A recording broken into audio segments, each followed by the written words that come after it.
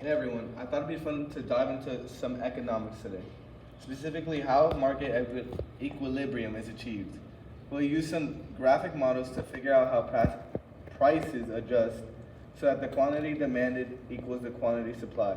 Ready to jump in? Absolutely, Alex. I'm so curious about this. So, what do we mean by market equilibrium? Good question, Sam. Market equilibrium is the point where the amount of product consumers want to buy matches the amount producers want to sell. This balance occurs at a specific price known as equilibrium price. Got it. So it's where the supply and demand curves meet. Exactly, Jordan. That intersection point is crucial. It shows us the price at which the market clears, meaning there's no excuse to supply or demand, no excess supply or demand. I think I can visualize this better with a graph. Let me draw it for us.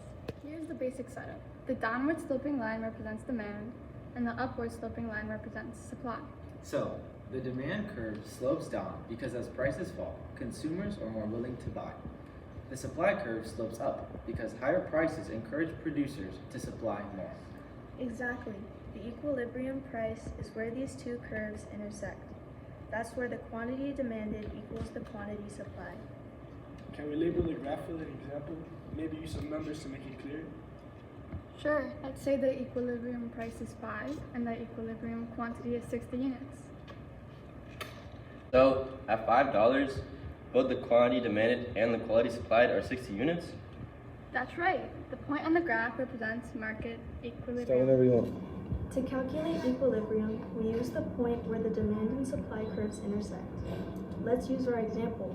If the demand is $5, at $5 is 60 units, and the supply is also 60 units, then $5 is our equilibrium price. And if the price were to rise above $5, what happens? If the price goes above $5, there will be a surplus because the quantity supplied equals the quantity demanded. And what if the price falls below $5?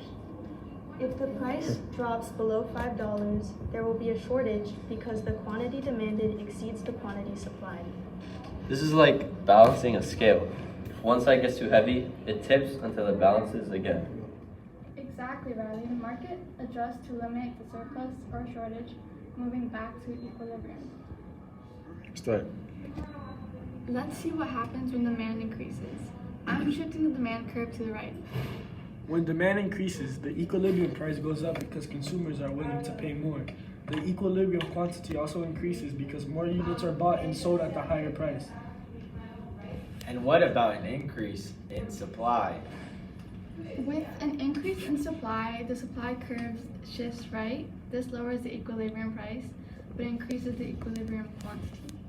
So, if the production technology improves and lowers costs, supply increases, prices fall, and more units are sold. This demonstrates how changes in the market conditions can affect the equilibrium price and quantity. It's all about how the market adjusts to new information.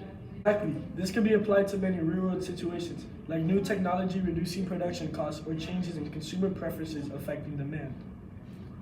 Okay, when shifts in these curves due to changes in market conditions will affect the equilibrium price and quantity.